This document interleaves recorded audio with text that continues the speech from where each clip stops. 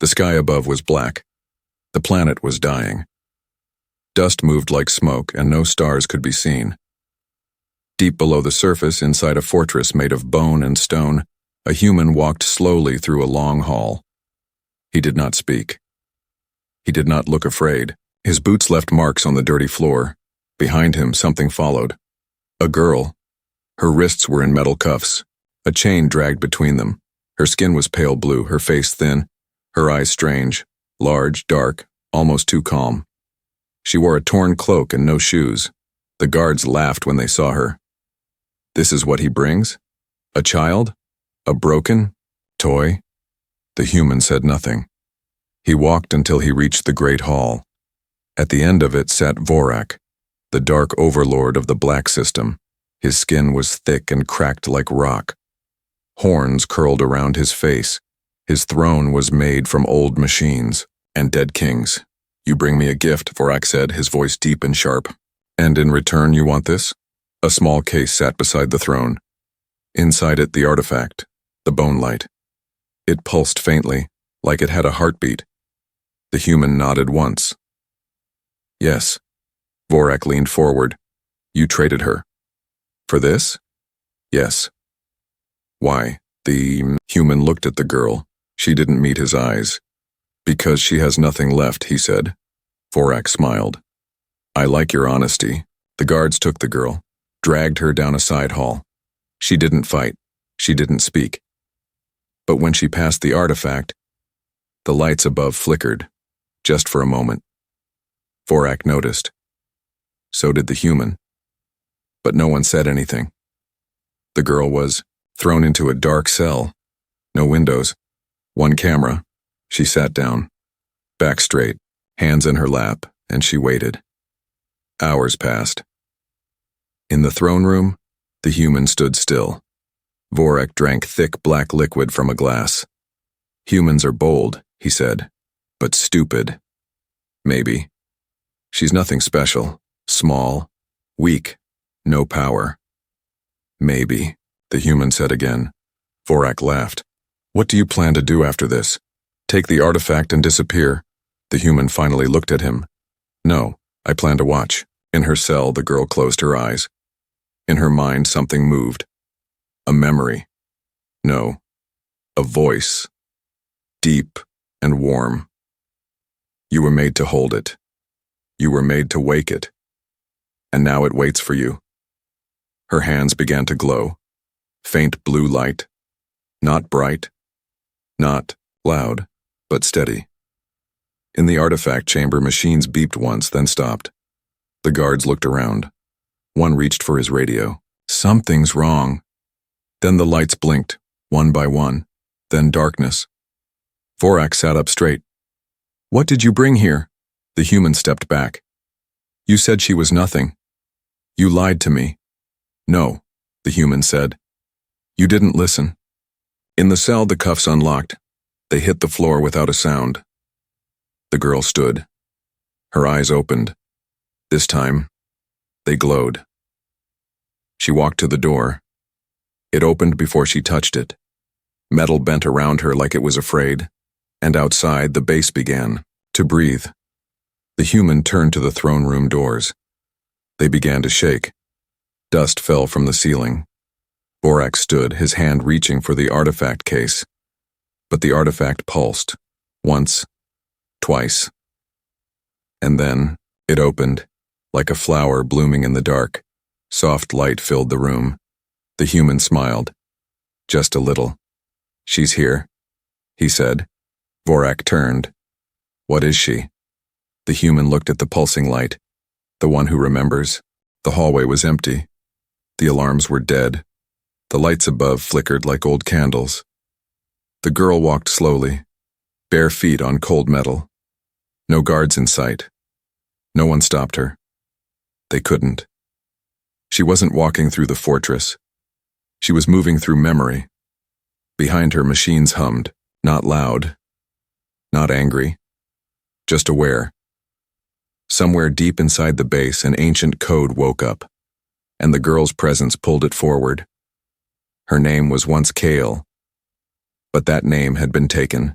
stripped away during the testing, forgotten in the cages, lost in the cold. She had been taken as a child. Not because she was strong, not because she was special, but because her eyes could hold light. That's what the scientists said. She has the spark. They called her a vessel, but never a person. Now she walked with a strange calm, not like a slave, not like a weapon, like a ghost remembering the shape of its body. The walls around her began to shift. Metal plates moved, revealing old writing, glowing. Lines in a lost language. She didn't read them, she understood them. The words said, "You are not alone." Deep inside her mind, a door opened. Memories poured through. Not hers and others. Thousands of voices, millions of feelings. A sea of sorrow, locked in silence. They had given their lives for her to carry this, to carry them, to carry it. She stopped walking, closed her eyes, and let the memory play. The sky above was gold. The world below was burning. People ran, cried, screamed. Ships crashed, towers fell. Something dark moved through the clouds. Something that erased names. Not a monster. Not a war. A hunger. She stood at the center. Small, trembling. They placed the object in her hands. It pulsed once, and everything went white. Kale opened her eyes. She was back in the fortress. But now, she remembered, the artifact wasn't just a weapon, it was a key, and she was the lock. Somewhere above her, the Overlord screamed. Machines sparked. Systems crashed. Doors refused to close. Guards ran in circles, shouting into dead radios. And the human? He stood in the throne room, smiling. He knew. He had always known. He didn't trade her. He freed her. He just needed a place strong enough to wake her up. And now she was awake. In the deepest chamber, the artifact pulsed again. The walls began to glow, not bright, but alive. The ground shifted, the ceiling breathed. Kyle reached the center. The machines around her lowered themselves. Like Boeing, the artifact opened. Not like a machine, like a memory. And inside, a voice whispered, "Do you remember who you are?" Kyle placed her hand on the light and answered yes. The fortress was built to never fall. Thick walls, heavy doors, weapons older than stars. But none of it mattered now, because fear had entered, not through the front gates, but through the girl. The guards ran down the long metal halls, weapons ready. Some shouted orders, some didn't speak at all. Their faces were pale, eyes wide.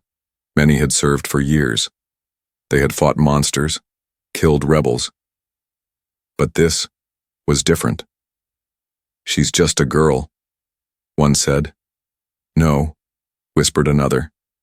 "She's something else." At the top of the tower, Overlord Vorak stood. Before a black mirror, he watched the cameras. One by one, they failed. Hall 3, empty. Hall 7, lights flickering. Hall 9, blood on the walls, no bodies. "Find her!" he roared. No one answered. He turned to the human, still in chains, still calm. "What did you bring into my home?" The human smiled, just a little. "You said she had nothing left," he said. Vorak slammed his fist on the table. "She's breaking the foundation." "She's not breaking it," the human said. "She's remembering it." In the halls below, Kale walked barefoot through dust and silence. Her hair floated slightly.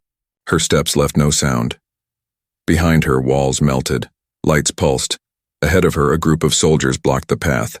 They held blades, not guns. Power had failed. Their commander stepped forward. "You will kneel," he said. Kale looked at him. Not angry, not afraid, just disappointed. "No," she said. The light around her blinked, and then the soldiers dropped their weapons, not by force, by choice. One began to cry. Another whispered, "I saw my sister. You showed me my home.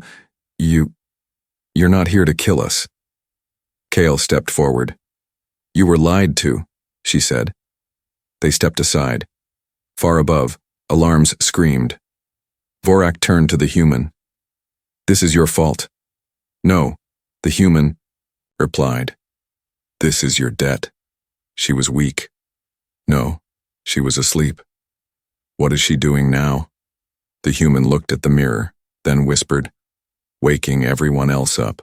Blood ran down the walls now, but not from wounds. The fortress was bleeding memory. The metal was alive. It showed scenes from the past, people locked in cages, children turned into circuits, cities burned to steal a spark of power. Kyle walked through it all, every step she took. The fortress changed. Stone turned to glass. Machines began to speak in old voices. Subject 9. Awakened. Memory node. Reconnected. Link strength. Rising. Vorak panicked. He rushed to the artifact chamber. "Lock it," he ordered. But the door melted before his eyes, and there she was. Kale standing in the center. The artifact opened behind her, pulsing like a heart. Vorak raised his blade. "I gave you a place to live," he said. "I gave you a second chance." Kale looked at him. "You took my first one." He ran forward and vanished mid-step, not burned, not cut, just gone, erased, as if he had never existed. The human's chains broke at the same time. He stood up slowly, looked at the ceiling, and whispered, "She's ready." The artifact opened like a flower. Not metal. Not machine. It opened like it was alive. Light poured from it. Not bright. Deep. Like memory made solid. Kale stood in the center of the chamber, bare feet on smooth stone, hands glowing, eyes half closed. The artifact didn't float. It hovered, like it was waiting for her breath. Above her, the fortress shook, not from attack. From inside, its bones were shifting, its mind unlocking. One wall spoke in a low voice. "Weapon found." Another answered, "Not. Weapon, carrier." The human walked into the chamber. "Free." "Bloody." Smiling, Kale turned to him. "You knew this would happen." He nodded. "Not this fast." "But yes." "Why?" "Because the galaxy needs more than weapons." She looked at the artifact. "It needs memory." She stepped forward. The light touched her arms. Her veins lit up. Symbols appeared on her skin. Circles, lines, ancient geometry. The artifact pulsed once, then folded itself into a shape. Not a cube, not a weapon, a mark, a floating shape of memory. It slid into Kale's chest. No blood, no pain. Like it had always belonged there, like it had been missing. A new voice filled the room. Not male, not female, not machine. Just truth. Subject complete. Core accepted. Carrier aligned. System ready. Kale opened her eyes, and the entire fortress exhaled. The soldiers who had hidden now stepped into the light. They saw her. They dropped their weapons, not out of fear, out of awe. "Is she the artifact?" one asked. "She's more," the human answered. Kale lifted her hands. The air above her spun like water. A map appeared. Stars, planets, lines of memory stretching across galaxies. Some places glowed bright. Others were dead, completely gone. "These," she said, "are the ones we lost." The human stepped forward. "And this?" He pointed to one dark corner of the map. Kale stared at it. Her face changed. "This one is coming." The artifact in her chest glowed harder now. It spoke. Threat proximity, active. Original source, unknown. Defense systems, offline. Carrier must decide. She took a deep breath, looked at the human. "They made me to hold power." "Yes, but they never said what kind of power." "No." She looked at her hands, then at the soldiers, then at the walls. What if the weapon was hope? The human smiled. Then they chose the right person. Behind them, the fortress fully changed, no longer a prison. Now, a temple, a place of memory, a place of light, A place where something once feared was now something followed. Kyle walked out of the chamber. The path lit before her. The mark on her chest pulsed steady. The walls whispered, "She is not the weapon. She is the answer." The fortress was silent now. No alarms, no screams, no war machines in the halls, only light and dust and memory. Kale walked slowly through the corridors, past broken doors, past walls that no longer hid secrets. Her chest still glowed with the artifact, now fully merged. It pulsed like a second heartbeat, and somewhere in the center of it all the human waited. He sat in a small chamber once used for storage. Now, it looked more like a shrine. He didn't speak when she entered, just looked at her. She looked stronger, now taller somehow. Her skin shimmered faintly. Her voice when she spoke felt like music made of glass. "You gave me to them," she said. He nodded. "Yes. Why?" "Because it was the only way to bring you to the artifact." She stepped closer. "You knew what they were." "Yes. And you still traded me." "I had to." He stood slowly. His face was bruised, his eyes red. But his voice was steady. "They would never let me near the core, not as a human. But they wanted me. They needed you. They thought I was weak." He nodded. "That's why they believed it." She looked at her hands. "So all of this was part of your plan?" "No," he said. She looked up. "It was our plan." He stepped to the side, pressed a button on the wall. A screen lit up. An old message began to play. Two voices spoke. A woman, Vayari, and a man, human. They stood in a lab holding a glowing stone. The woman said, "If this works, she'll carry more than code. She'll carry what we forgot." The man added, "And, if they catch her, we'll need someone to lead her back. Someone who can pretend. Someone they'll never expect." They looked at the camera. "Kyle, if you hear this, we're sorry. But you were never alone." The message ended. Kale didn't move. "You were there." She said softly. He nodded. "You were part of the team. Not by choice, but yes. You left me, so I could find you again." Tears formed in her eyes. But they didn't fall. She wasn't angry. She wasn't afraid. She was awake. And now everything made sense. She stepped forward, reached out, touched his chest. The mark from the screen, the human war symbol, lit up beneath. His skin, they were two halves of the same design, she whispered. "You didn't save me." He looked at her. "No, you delivered me." Above them, the stars shifted. A signal went out from the fortress. Not a scream, not a warning, just a sound, a memory. Echoes of two people who had waited too long to find each other. And now they had, not to fight, but to wake the stars. The fortress shook again, but not from Kyle. Not this time. Something deeper, something older, something hungry. Kyle stood near the memory chamber. She felt it before it arrived. A pulse in her bones. A scream in the light. He left something. "Behind," the human said. Kale turned. Not a message. Not a soldier. Then what? His voice was low. A weapon made from gods. In the lowest part of the fortress, a door opened on its own. It hadn't opened in centuries. Behind it, a black shape moved. No face. No skin. Only metal and shadow. It floated more than walked, like a thought that wanted to kill. Vorak's voice echoed from a machine nearby, recorded long ago. "If I fall, they must fall with me. Release the eater. Erase her." The creature rose into the upper halls.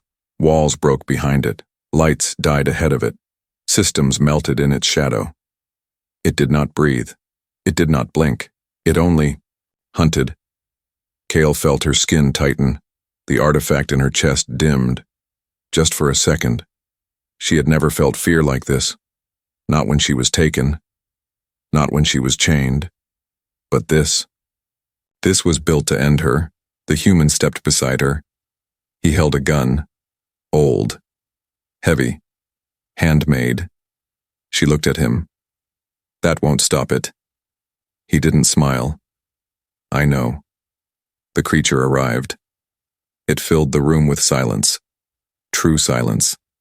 No sound, no time, no breath, and then a burst of light. Red, dead. It rushed forward. The human fired. The bullet vanished. Kale stepped into its path. Her chest glowed. Not blue, not white. Gold, the light of all the lives she carried. It hit the creature, and, for the first time, the creature paused, its body cracked. Not fully, but enough. Kale stepped forward, hands raised. She didn't attack. She remembered. And in doing so, so did the creature. A flash of something lost. Its eyes, if it had eyes, flickered. Kale whispered, "You were not made to erase. You were made to guard. They changed you. But you can return." The human lowered his gun. The creature shivered. Then it bent its head, like a nod, and shattered into dust. The fortress sighed. Lights returned, walls healed. The storm above faded, and the voice of Vorak, the last of it, went silent. Forever. Kyle turned to the human. He looked tired. She stepped closer, touched his hand. "You shouldn't have stood in front of it," she said. "I would again," he replied. She looked at him for a long moment. "I know." Above them, the stars pulsed once. Ships in orbit went still. Satellites blinked. Then, a sound. Not a signal, not a command, a song. The memory of an old world, not crying but waking. The fortress no longer burned, no longer bled. It was quiet now. Alive in a different way, Kale stood at the top of the highest tower. The wind touched her skin. The stars above blinked slowly, like they were watching her for the first time. In her chest, the artifact pulsed, not bright, not loud, just steady, like a heart, like a home. The human stood behind her. No weapons now, no armor, just silence. The kind shared between people who have fought and lived. Kale turned her eyes to the sky. "They're listening now," she said. He nodded. "Are you ready?" She didn't answer. She just stepped forward and spoke.